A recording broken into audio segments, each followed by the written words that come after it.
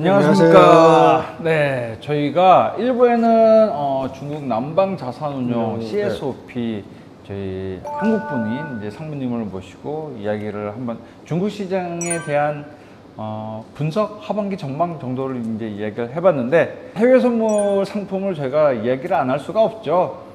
항생테크, 그러니까 홍콩 거래소에 올라가 있는 우리 해외 선물 상품은 대표적인 상품은 일단 항생이고, 그렇죠. 항생, 그것도 조금 작은 미니 항생. 얼마 되지 않았지는 않지만 항생보다는 조금 더 신규 상품인 항생테크.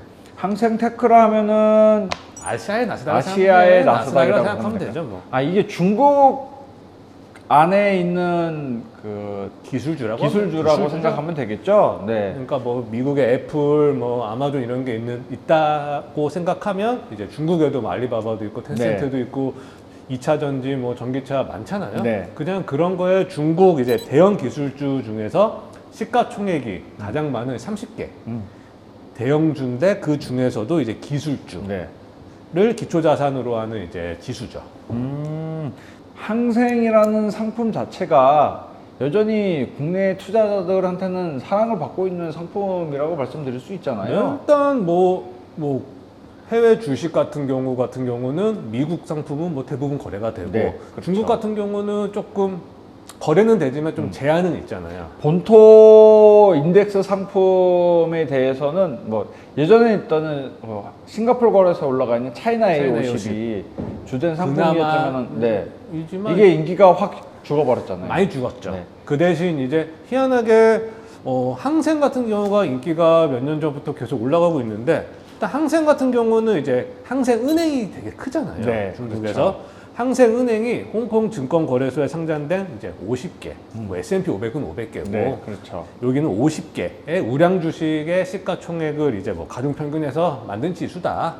뭐 코스피나 코스닥 지수처럼 그런 지수다. 해서 희한하게 몇 년 전부터 과거에도 거래량은 많았지만 최근 한 3, 4년부터는 항생 지수가 생각보다 거래량이 많이 올라왔고, 근데 또 이게 또 단점이 증거금이 또 비싸. 아무래도 좀 오늘 비싸죠. 기준이 6월 28일인데 홍콩 달러로 10만 홍콩 달러가 넘어요. 많이 올랐네요. 한 1,600, 1,700만 원. 가까이 되니. 근 2천만 원 가까이 이제 준비를 해야 된다. 그러니까 너무 비싸니 또 홍콩 거래소에서 미니를 또 만들어요. 5분의 1 사이즈. 5분의 1 사이즈. 그러면은 1,700만 원, 뭐 2천만 원으로 여유 있게 생각을 했을 때 한 500만 원, 4,500만 원, 4,500만 원 정도. 그 대신 이제 뭐 채소 가격 변동이나 다 5분의 1 사이즈 조금 줄어들긴 하지만 그래도 홍콩 거래소 이제 중국 이쪽에 이제 상장되어 있는 이제 이 지수를 거래하려고 하시면 좀 미니 항생을 조금 더 많이 거래하시는 성향이 있더라고요. 최근 트렌드 자체는 미니가 맞나요? 아니면 일반 빅 사이즈가 맞나요? 거래량은 미니가 확실히 많아요. 아무래도 이게 코로나 이제 코비드 영향 때문인지 모르겠지만 코비드 영향 때부터 이제 조금 개인 투자자들 좀 젊은 사람들이 조금 많이 들어오면서 유입이 됐죠. 유입되고 신규 고객님들이 많이 유입되면서 일단 크게 조금 투자하기는 조금 거부감 좀 있으신 것 같아요.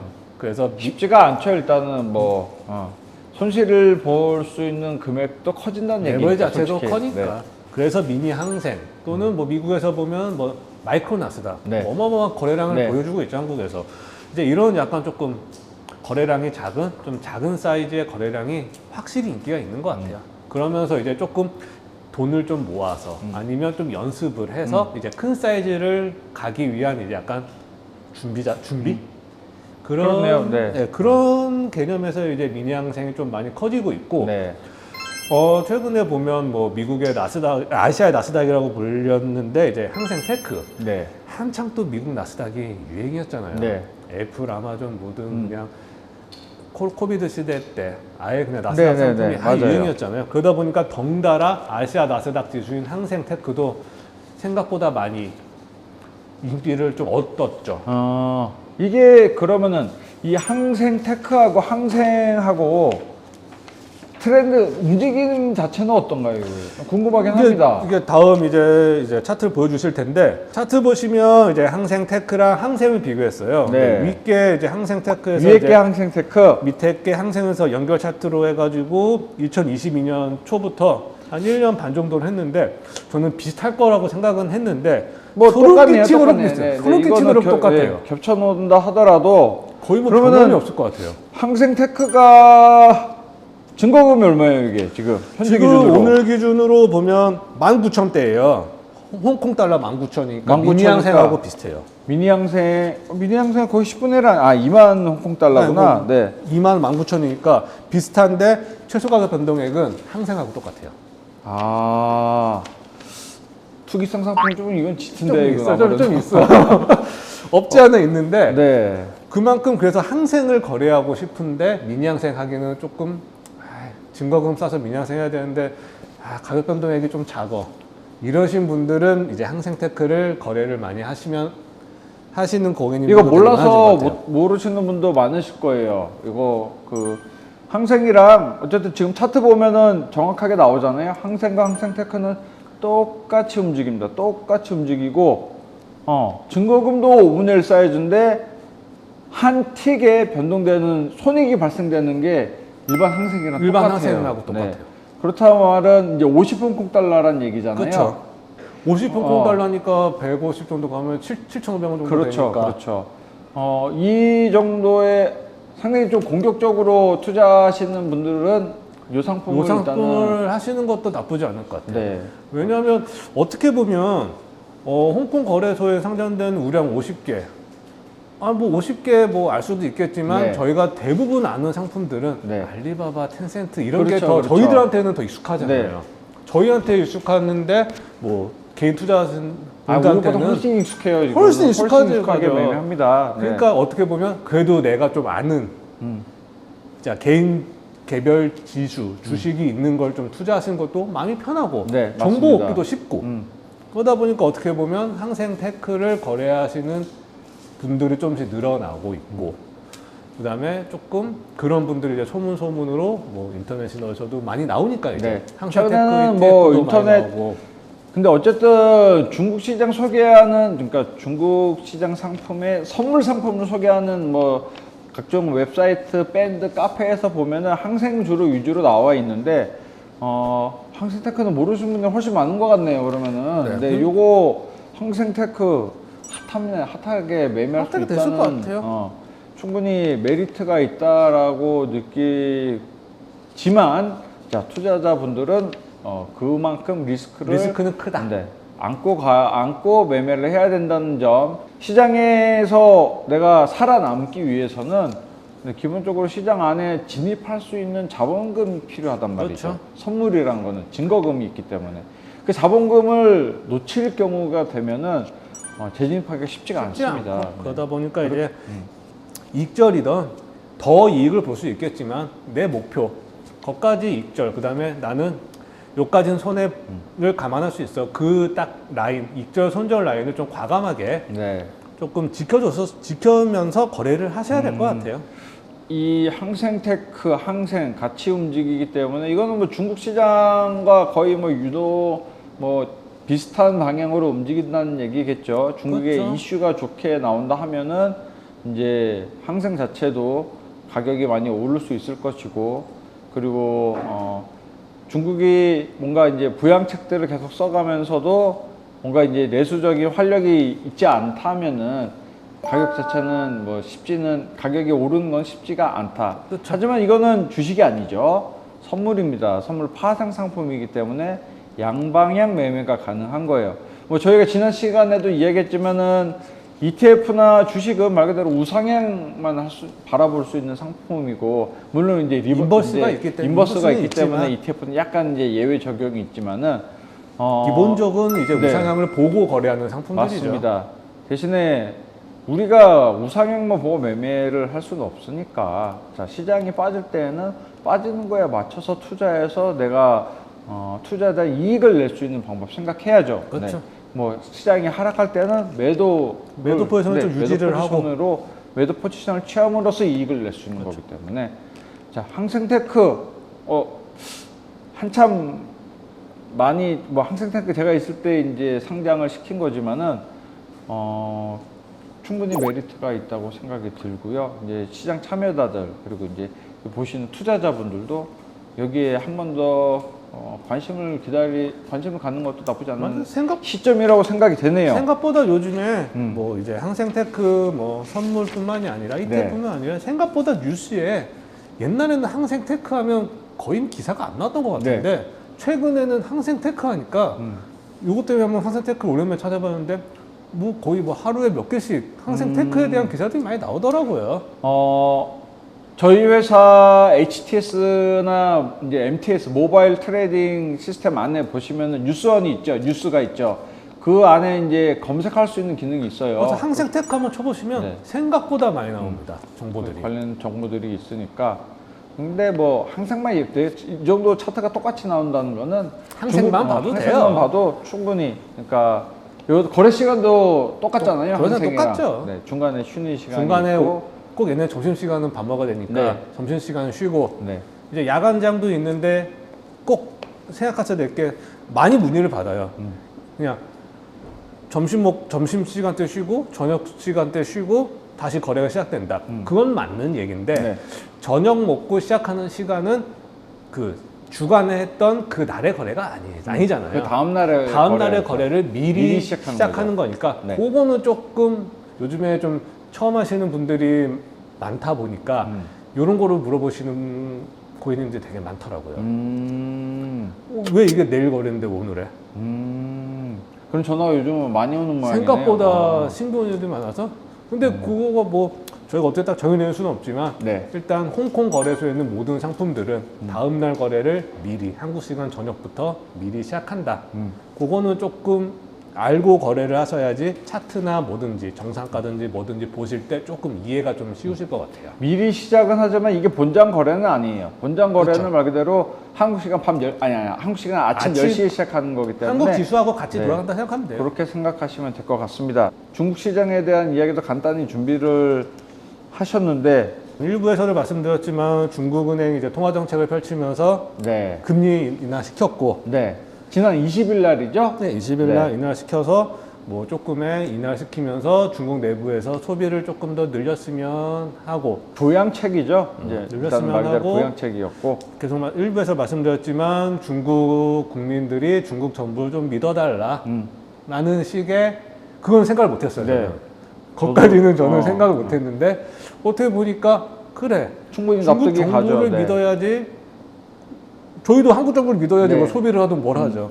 국민들의 신뢰를 회복하기 위해서 통화 정책을 한번 했고, 그다음에 이제 정부가 조금 이제 시진핑 정부가 개입을 하기 시작했습니다. 이제 중국의 이제 제조업 업체들한테 이제 좀 세면 감면을 해줄까라는 약간 좀 그런 이제 검토도 하면서 중국 내수를 살리기 위해서 이제 해당 기업에 도움을 주고 또 요즘에 중국 같은 경우는 청년 취업자들이 되게 조금 문제가 되잖아요. 그런 것도 이제 조금 해결할 수 있는 방향으로 가기 위해서 중국이 좀 개입을 하고 있다고 합니다. 그러면서 계속 부동산 시장이 되게 안 좋은데 부동산 정책의 완화 기대감이 뭐 펼칠 거라는 이제 루머는 돌고 있는데 이 정말 루머가 진짜인지 가짜인지는 나와봐야지 알겠죠. 1선, 2, 3선 이게 점점 밑으로 내려갈수록 이제 양극화도 심해지고 그러다 보니까 뭐 정책 완화가 좀 필요한 시기인 것 같은데 솔직히 부동산 정책 완화는 좀 민감한 부분이기도 하고 정말 루머인지 진짜인지는 나와봐야지 아는 거기 때문에 거기에 대한 기대감은 조금 있다고 생각하셔야 될 것 같고 그 대신 가장 큰 게 중국이 해야 되고 중국 정부가 해야 되고 하는 거는 제 생각에는 소비 회복이 가장 큰 숙제다. 아무리 돈을 벌고 해도 뭐 상위층 빼고 중상위층, 뭐 직장인들이나 뭐 평범한 국민들이 지갑을 열고 돈을 쓰고 뭐 진짜 가전제품 한번 바꾸고 차 한번 바꾸고 뭐를 해야지 좀 경기가 돌아가고 그러다 보면 뭐 항생 지수도 올라가고 테크도 올라가고 뭔가 좀 도움이 될 것 같은데 아직까지는 중산층 쪽 가운데 있는 이제 그런 소비층에서 이제 조금 회복이 아직은 기대만큼은 좀 덜하다.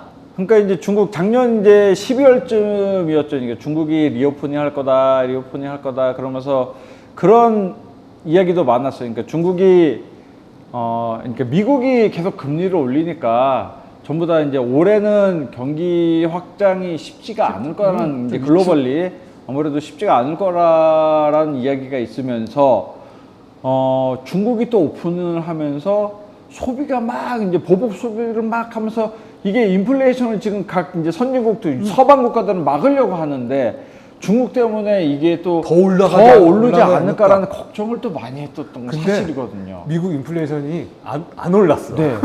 그게 이제 떨어지고 있어. 네, 떨어지고 있으면서 정작 또 중국을 리오프닝을 했는데 소비가 생각보다 많지가 않네. 그러니까 시장에서 바라봤던 전망이 많이 틀렸거든요. 그쵸. 많이 틀리면서 올해 상반기가 하반기로 나온다 그러면은 상반기 예상 정책은 각국이 많이 틀렸다라고 생각하는 게 맞을 것 같긴 합니다. 좀 엇갈렸죠. 네. 진짜 정책과 생각과 현실적으로 나타난 모습이 네. 조금 상반된 모습을 좀 많이 보였죠. 그렇죠. 그러니까 우리가 생각했던 이미지와 현실은 상당히 그만큼 괴리가 있었다라고 말씀을 드릴 수가 있을 것 같아요. 그래서 이제 뭐 하반기가 되면 뭐 중국 같은 경우는 이제 뭐 위안화가 워낙 낮잖아요. 네. 위안화가 좀 반등되고 이제 중국 정부의 조금 소비 증진, 뭐 부동산 경기 회복 등등을 위해서 좀 어떠한 부양책, 통화 정책이 나오겠죠. 네. 나올 거에 대한 기대감이 중국 경제를 얼만큼 그 전으로 좀 회복할 수 있는 시기가 되지 않을까. 근데 뭐 제 개인적인 생각은 중국 자체도 일단은 어느 정도 뭐 선진국이라고 뭐 표현할 수 있죠. 이미 G2 국가까지 네, 올라갔으니까. 그래서 이제 우리나라도 마찬가지로 경제 성장률이라는 게 예전처럼 막 6%, 7%라는 그런 시장을 생각하기에는 이미 이제는 끝났다라는 게 생각하는 게 맞을 것 같고 5% 안쪽이지만은 3%, 4%까지 나온다 하면은 굉장한 성장률이라고 생각을 하고 있거든요. 그래서 1분기 성장률 자체는 워낙 좋게 또 제 개인적인 판단에서는 좋다고 생각을 하고 뭐 일부에서 말씀해 주셨던 이제 CSOP에서도 그렇게 이제 생각을 갖고 있다는 게 GDP는 괜찮, 성장률은 GDP는 괜찮았다. 그 정도는 나쁘지 않다. 근데 하지만 실제로 중국 정부가 내서 또 5% 이상의 성장률은 기대하는 거는 약간 이제 오버가 아닌가. 그렇죠. 그래서 4%내 수준만 꾸준히 유지한다 그래도 중국은 여전히 글로벌하게 성장률은 뭐 드라이브가 여전히 가능한 국가다라고 일단 말씀을 드릴 수가 있을 것 같습니다.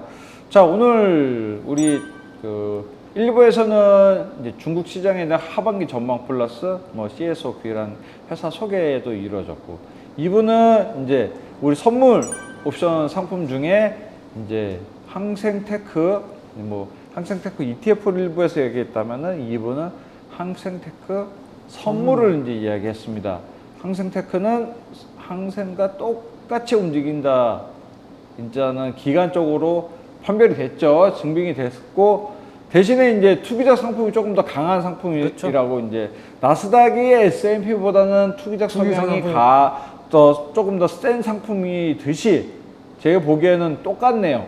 그러니까 S&P는 진짜 대형주, 최우량주라고. 네. 나스닥은 우량주긴 한데 그 안에서도 조금 더 이제 투기 세력이 많이 들어갈 수 있는 종목군이 이제 나스닥에 생각한다면 항생테크도 비슷한 개념이라고 생각하시면 될 것 같아요. 대신에 이제 투자에 대한 리스크나 그거는 뭐든지 안전하게 거래를 하셔야 된다는 게 중요하다는 거.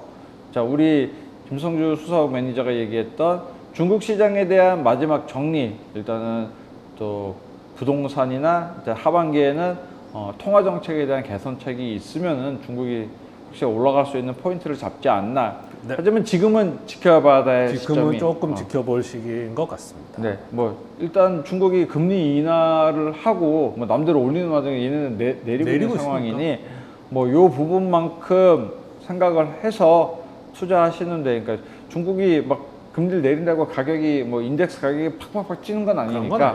네, 아까 말씀하셨다시피 일부에서 미국이 이렇게 올렸지만은 중국은 내리는 폭은 그만큼 10bp밖에 낼 수밖에 없는 그 상황. 그렇죠. 더 내린다면은 더 물론 이제 가격 경쟁력은 생길 수는 있지만은 그에 대한 뭐 괴리감으로 인해서 시장이 망가질 수가 그렇죠. 있잖아요. 맞아요. 그런 거에 대한 중국 정부의 뭐 고심도 이번 시간을 통해서 저희가 한번 느껴볼 수 있는 시간도 가졌습니다.